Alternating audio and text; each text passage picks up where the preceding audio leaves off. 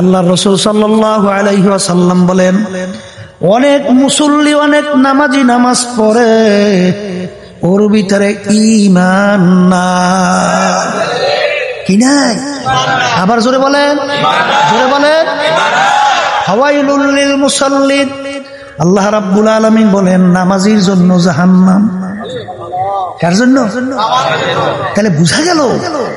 আমার বাজানদেরকে বলবো, পর্দানে মা বোনদেরকে বলবো, এ কবরের যাত্রীরা, কবরে কিন্তু কোনো দলাদলি নাই। কবরে যদি কেউ এই পরিচয় দাও, আমি চরমনাইয়ের মুরিদ, আমি চরমনাইয়ের লোক, এই পরিচয় কবরে চলবে? আর একটু জোরে কর, চলবে? চলবে? আমি ফুরফুরার লোক, জৈনপুর, আটরশি, চন্দ্রপাড়া, রাজারবাগ, দেওয়ানবাগ, মাইজভান্ডার, আমি তাবলিগের লোক, তাইলে বুঝলাম এ পরিচয় চলে না। না, তাইলে আমি আওয়ামী লীগের লোক। ও কয় কি, ক্ষমতার চোটে কেউ ডরেও কথা কয় না। কবরে মনে ডরাডরি নাই, ওখানে এইসব কিছু হ্যাঁ চলে না। তাহলে আমি বিএনপির লোক, এ পরিচয় নেই। তাহলে আমি জাতীয় পার্টি, আমি পীর, আমি মুফতি, আমি মুহাদ্দিস। এ কবরের যাত্রীরা, আল্লাহ রাসূল সাল্লাল্লাহু আলাইহি ওয়াসাল্লাম দুনিয়ায় থাকা অবস্থায় তার কলিজার টুকরা সন্তান ফাতেমা রাদিয়াল্লাহু তাআলা আনহা তাকে ইঙ্গিত করে বলছিলেন, ইয়া ফাতেমা তু আনকিজি নাফসাকি মিনান নার, ও ফাতেমা রে, দুনিয়ায় থাকা অবস্থায় নিজে আমল করো, জাহান্নামের আগুন থেকে বাঁচো। ও ফাতেমা, এরপর অন্ধকার কবরে যাই আসো। ও ফাতেমা, যদি কবরে এই পরিচয় দাও, আমি আখিরি জামানার নবীর মেয়ে। আল্লাহ রাসূল বলেন, ফাতেমা রে, এই পরিচয় কবরে কোনো কাজ হবে না। ও কবরের যাত্রীরা, আল্লাহর রাসূল যদি তার মেয়ের ব্যাপারে কবরে কোনো নাজাতের গ্যারান্টি দিতে না পারে, এমন কোন পীর আছে, এমন কোন দল আছে, যেই পীর যেই দলের নেতা নেত্রী তোমাকে আমাকে কবরে নাজাতের ব্যবস্থা করতে পারবে? জোরে মুখ খুলে বলো বাজান, পারবে? এ কবরের যাত্রীরা, ফাতেমা রাদিয়াল্লাহু তাআলা আনহা ইন্তেকালের পরে, কবর দেওয়ার পরে, দাফন কাফনের পরে আবু যর গিফারি রাদিয়াল্লাহু তাআলা আনহু কবরকে লক্ষ্য করে বলতেছিলেন, ও কবরের মাটি,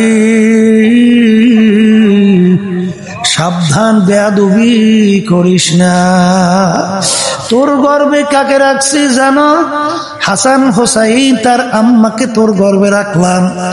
আলী কাররামাল্লাহু ওয়াজহু তার স্ত্রীকে তোর গর্বে রাখলাম।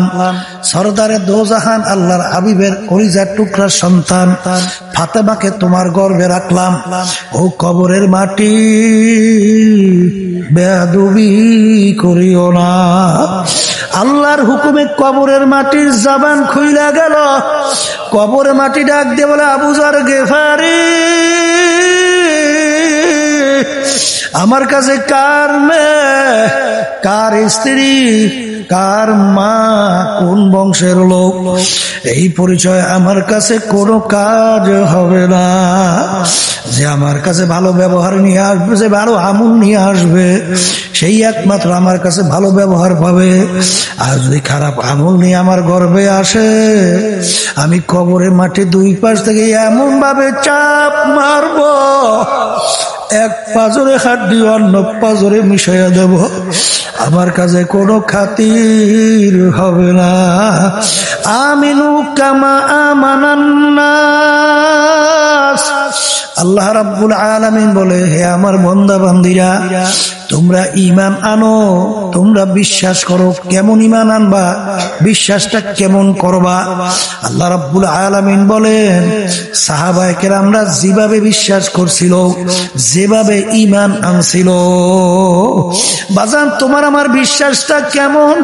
এক শ্রেণী আমার বাজানরা, পর্দার আড়ালের মা বোনেরা, দুনিয়ার নেতা নেত্রীকেও খুশি করে, ওদিকে মসজিদে যাইয়া, রুকুতে যাইয়া, সেজদায় যাইয়া সুবহান রাব্বিয়াল আলা কই আমার মাওলাকেও খুশি করতে চায়।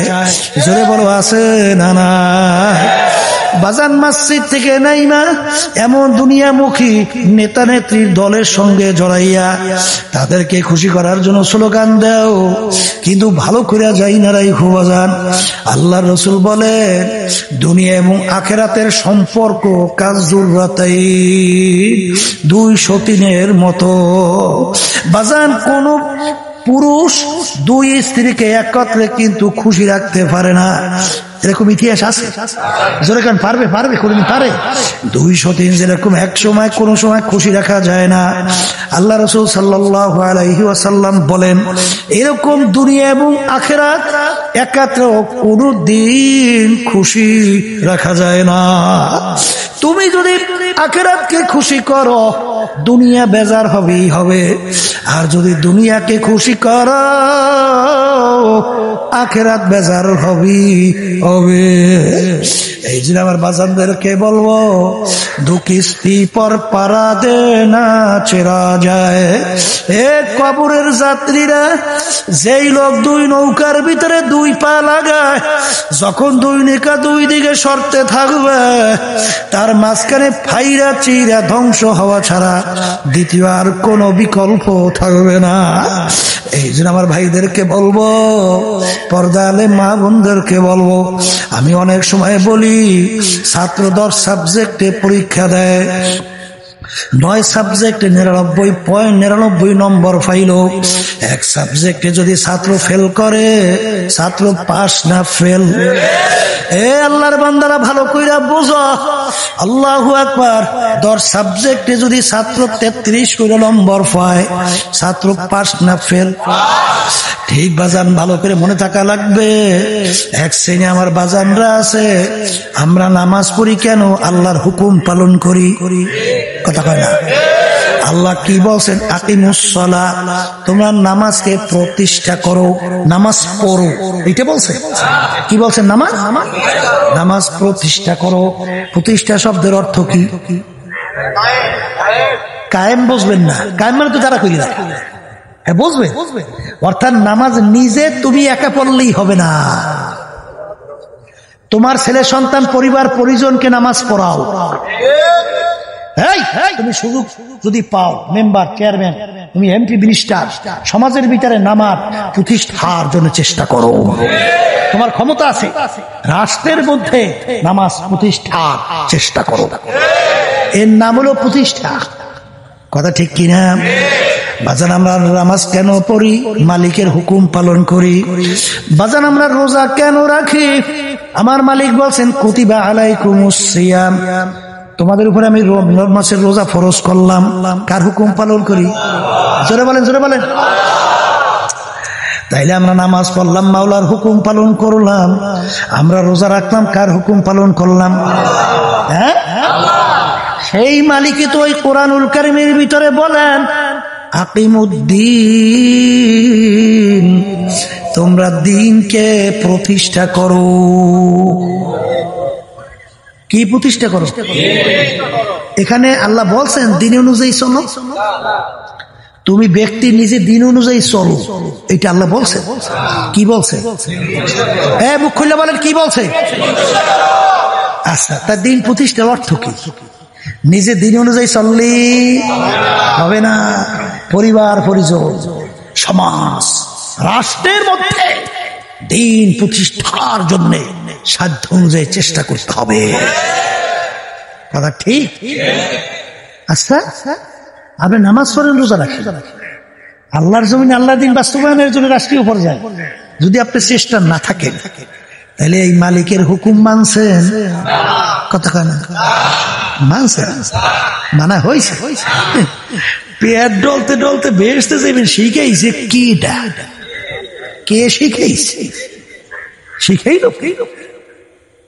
আল্লাহ বলতেছেন ওয়ালা নাবলুয়ান্নাকুম, দুইটা তাকিদ, লামে তাকিদ নুনে তাকিদ, অবশ্যই অবশ্যই আমি তোমাদেরকে পরীক্ষা করবই করব। পরীক্ষা পাস না কইয়া বেহেশতে যাইতেছেন, শিখাইল কে? কেমন পরীক্ষা? নবীরা পর্যন্ত এক পর্যায়ে আল্লাহু আকবার পরেশান হইয়া দুই হাত মালিকের দরবারে উঠাইয়া ডাক দিয়া বলে, মাতা নাসরুল্লাহ, মালিক আপনার সাহায্য কোথায়? এই অবস্থায় না পইরেই বেহেশতের ভিতরে ঢুইকে গেল। এই জন্য আমার বাজানদেরকে বলবো, পর্দালে মা বোনদেরকে বলবো, এ দুনিয়াদার পাগল আমার বাবারা, যারা দুনিয়ার পাগল হয়েছেন, ক্ষমতার পাগল হয়েছেন, সম্পদের পাগল হয়েছেন, দলের পাগল হয়েছেন, নেতা নেত্রী পাগল হয়েছেন, আমি সেই বাজানদেরকে বলবো, কবরে কিন্তু কোনো দলাদলি চলবে না। চলবে? এই কবরে প্রশ্ন কয়টা? জোরে বলেন। এই এক নম্বর প্রশ্ন মান রব্বুকা, এক নম্বর কি? দুই নম্বর প্রশ্ন আমার দীনুকা, তিন নম্বর প্রশ্ন আমার নাবিয়ুকা। এই তিন প্রশ্ন ভিতরে কেউ পাইছেন তুমি চরমনের কিনা? আসতে কোন দিকে? হ্যাঁ, ৮৮ রাজারবাগ, দেওয়ানবাগ, মাইজবান্ডা, আওয়ামী লীগের লোক, জাতীয় পার্টির লোক, বিএনপির লোক, তুমি ফির না মুরিদ বড় বংশের লোক? আছে কোনো পরিচয়? আছে? না থাকলে বুঝা শুনে কবরে যাওয়া লাগবে। আর একটু আসতে কয়, এই মাতুকবাড়ি সর্দারি কয়দিন? যে কয়দিন চক্ষু খোলা, চক্ষু চিরতরে বন্ধ, সব বন্ধ। এ কবরের যাত্রীরা, আল্লাহু আকবার, ফেরাউনের কথা শুনছো? বাজান বনে ছেলে ছেলে সন্তান গুলা ধৈর্য ধৈর্য জবাই করছিল। এত বড় শক্তিধর, কেউ বলার কিছু নাই। আছে? হ্যাঁ, যখন হায়াতের বেড়া শেষ, আমার মাওলা ওকে নীল নদীর ভিতরে চুবাইয়া চুবাইয়া তারপর আমার মালিক মারছে। কথা ঠিকই না? সাদ্দাতের নাম শুনছেন? আমার মালিকের সঙ্গে চ্যালেঞ্জ করিয়া দুনিয়ার বেহেশত তৈরি করলো, আমার মালিকের বেহেশতে যাবে না। বেহেশত কমপ্লিট দলে বলে যখন দেখার জন্য গেল, দেখে বেহেশতের দরজায় বুড়া দাঁড়াইয়ে রয়েছে। বুড়াটাকে বড় লোক দেখেন না, গরিব দেখলে খিটিমিটি করে আছে না? এ কপাল ফোড়া, তুইও মানুষ, আমার রাস্তার ফকির, এই যে নাকি অসহায়, সেও তো মানুষ। কথা কয় না? আমার মালিক ইচ্ছা করলে তোরেও তো রাস্তার ফকির বানাইতে পারতো। আজকে ক্ষমতা পাইয়ে টাকার গরমে, ক্ষমতার গরমে ধরাকে সরাগান মনে করো না। কি কথা ঠিক কিনা? এই জন্য আমার বাজানদেরকে বলবো, খবরদার। সাদ্দার ডাক দিয়া বলে, বুড়াটা কে? বুড়া ডাক দিয়া বলে, সাদ্দাদের আমি আজরাইল আসি তোর জান কবাজ করার জন্য। যখন আজরাইলের কথা শুনলো, শরীরের ভিতরে কম্পন থর থর শুরু হয়ে গেল।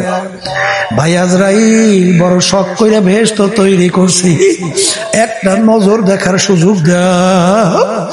আজরাইল সালাতু ওয়াস সালাম কথার কথা রাখ দে, ওরা খাবি।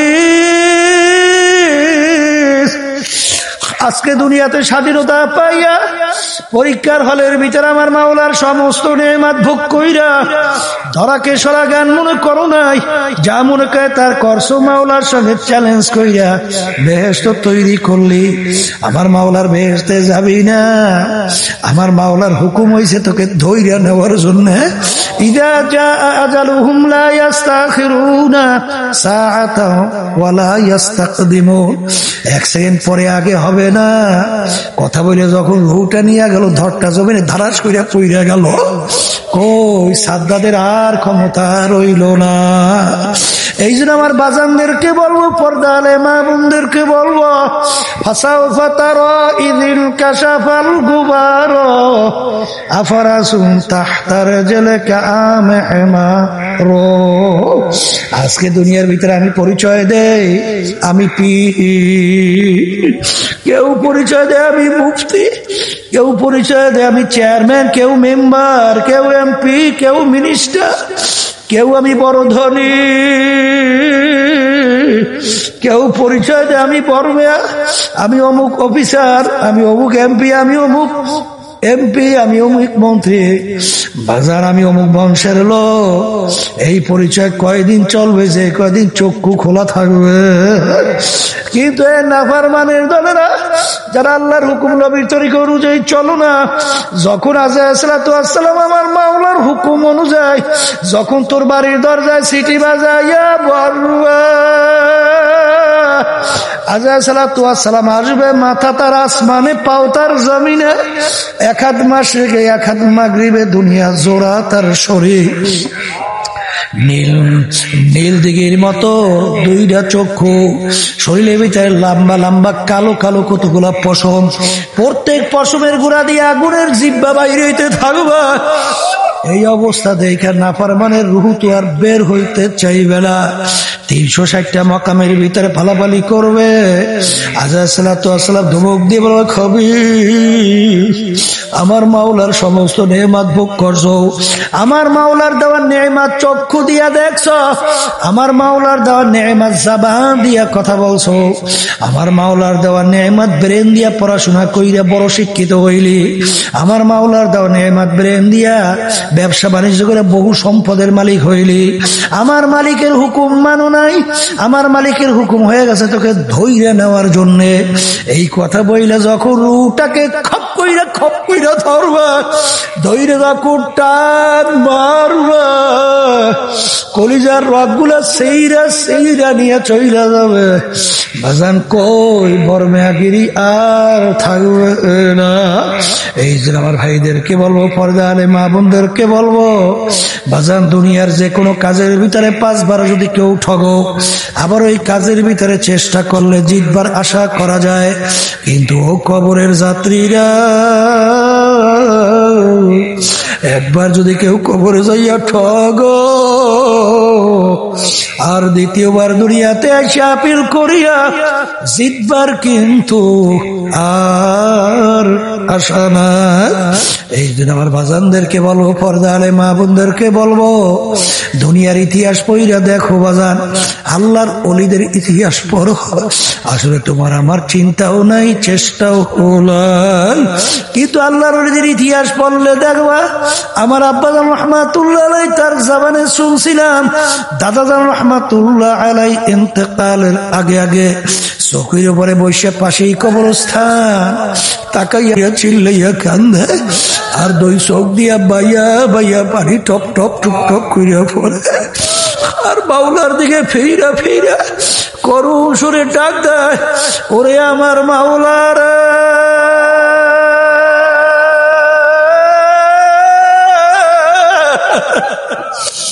ওরে আমার মাসুক,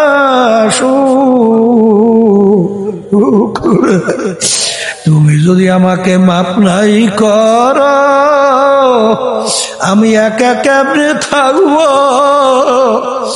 ওই অন্ধকার কবরে। বাতি নাই রে, সাথী নাই রে কবর। এ দুনিয়াদার পাগল আমার বাবারা, যেই কবর তোমার আমার জন্য অপেক্ষা করতেছে, ওই কবর তো বাতি নাই, সাথীও নাফরমান। কবরে যাওয়ার পরে ডান দিকে নাফরমান তাকে দেখবে মাটি, বামে দেখে মাটি, নিচে মাটির বিছানা, উপরেতে চাপা মাটি ভাইগা যাইতে পারবা নাফরমান দিক বিদিক হারাইয়া আমার মাওলাকে করু সুরে ডাকবে আল্লাহ আল্লাহ আল্লাহ আমার মাওলায় বলবো রে নাফরমান দুনিয়ার ভিতরে স্বাধীনতা পাইয়া দরাকে সরা জ্ঞান মনে করো নাই আরে আমাকে একবার আল্লাহ কইয়া ডাক দাও এখন আর তোর কেউ নাই তুই এখন শত শত বছর আমাকে ডাকবি একবারও আর তোর ডাকে সাড়া দেব না ও কবরের মাটি নাফরমানকে দুই পাশ থেকে এমন ভাবে চাপ মারো এক পাজরে হাত দিলি অন্য পাজরের মধ্যে মিশে দাও আমার কাছে কোনো খাতির হবে এই জন্য আমার বাজানদেরকে বলবো পর্দা আলে মা বোনদেরকে বলবো বাজান দলাদলি ছাড়ো বাজান কবরে কিন্তু কোনো দলের পরিচয় নাই তুমি কোন পীরের মুরিদ এই পরিচয় কবরে নাই রে বাবা আমাদের উদ্দেশ্য হলো গুনার থেকে ফেরা নেকের কাজ করা কলব নরম কইরা চোখে পানি নিয়া সুন্নাত তরিকার উপরে আমল মজবুত কইরা দুনিয়ার থেকে বিদায় নিয়ে কবরে যাওয়া লাগবে যেখানে গেলে আমার দেল দিনের দিন নেকের দিকে চোখে গুনার দিকে ফেরে চোখে পানি আসে মাওলার ভয় ভিতরে পয়দা হয় এরকম জায়গা যাইয়া তওবা কইরা মাওলার পাগল হইয়া কবরে যাওয়া লাগবে আল্লাহুম্মা আমিন এ ঘরের মেয়ে লোকেরা হাত উঠাও গুনার কথা মনে করো দুই চোখের পানি ফালাও আর মাওলার দরবারে কান্দ আর মাওলার দরবারে মাপ চাও যদি কান্না না আসে মনকে বুঝারে একদিন এই ঘরের দরজা দিয়া নতুন বউ হইয়া উঠছিল রে মন কত মেয়ে লোকে শরবত খাওয়াইলো কত মেয়ে লোকে বাতাস করলো আবার এমন একটা দিন আসবে এই ঘরের দরজা দিয়া মরা লাশ হইয়া বের ছেলে কানবে মা মা করে কানবে মা মা করে জবাব তো আর দিবা না আল্লাহ আপনি একটু মাঠের দিকে চাইয়া দেখেন আপনার বান্দারা কিভাবে কান্দে মালিক আমাদের ছেলেও মরে নাই মেয়েও মরে নাই গুনাহ করে মরছি রে মাফ করে দেন গো মাওলা মাফ করে দেন আল্লাহর বান্দারা জোর করিয়া কান্দেন জোর করিয়া কান্দে সন্তান মারা গেলে চোখে পানি আসে সম্পদ নষ্ট হয়ে গেলে চোখের ভিতরে পানি আসে তোমার আমার গুনার কারণে জাহান্নামের আগুন জ্বলছে ওই জাহান্নামের আগুন চোখের পানি ছাড়া ঠান্ডা হবে না আল্লাহ যাদের উসিলায় মাহফিল হইল চেষ্টাকে নিয়ে সাহায্য করলো আমরা যারা উপস্থিত হয়ে গেলাম সবাই বলে খাস মেহেরবানি নাযিল করেন আল্লাহ আমাদের আম্মা আব্বা আত্মীয় স্বজন যারা ওই অন্ধকার কবরে শুয়ে আছে আমরা দোয়া করলাম তাদের কবরকে বেহেশতের বাগান বানায়া দেন আল্লাহ মা বাবাকে হেদায়েতের জরিয়া বানায়া দেন سبحان ربك رب العزة عما يصفون وسلام على المرسلين والحمد لله رب العالمين